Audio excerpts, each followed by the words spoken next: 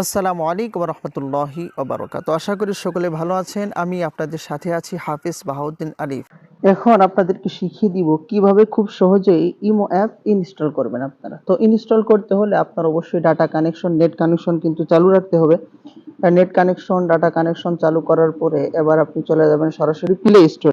সরাসরি প্লে স্টোরে যাওয়ার পরে উপরে যে সার্চ বার দেখছেন এখানে কিন্তু সরাসরি সার্চ করবেন রস্বই ময়রস ইমো। বাংলাতেও যদি ইমো লিখে সার্চ দেন দেখতে পারবেন এখানে দ্বিতীয় নাম্বারে অনেকগুলো ইমো অপশন আসছে। দেখছেন এখানে ইমো, অনেকগুলো ইমো আসছে।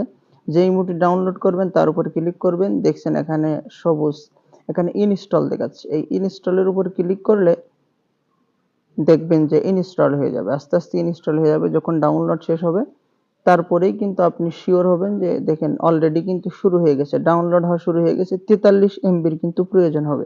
তো এখান থেকে যখন 100% ডাউনলোড হয়ে যাবে তখন আপনি আপনার ওই অ্যাপের সাথে মোবাইলের স্ক্রিনে কিন্তু দেখতে পারবেন। যদি আপনি ইংরেজিতে সার্চ দেন তারপরেও কিন্তু ইমো চলে আসবে।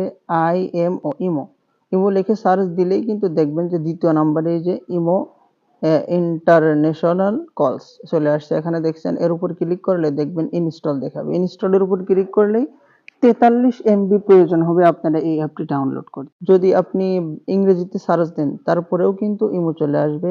IMO ইমো, ইমো লিখে সার্চ দিলেই কিন্তু দেখবেন যে দ্বিতীয় নাম্বারে যে ইমো ইন্টারন্যাশনাল কলস চলে আসছে। এখানে দেখছেন, এর উপর ক্লিক করলে দেখবেন ইনস্টল দেখাবে। ইনস্টলের উপর ক্লিক করলেই 43 এমবি প্রয়োজন হবে আপনারা এই অ্যাপটি ডাউনলোড করতে। তো আশা করি আপনারা ইমো ডাউনলোড করা বা ইনস্টল করা শিখে গেছেন। সকলে ভালো থাকুন। এবার ইনস্টল শেষ হলে কিন্তু এই যে অ্যাপ যেভাবে শো করেছে এইখানে কিন্তু আপনার শো হবে।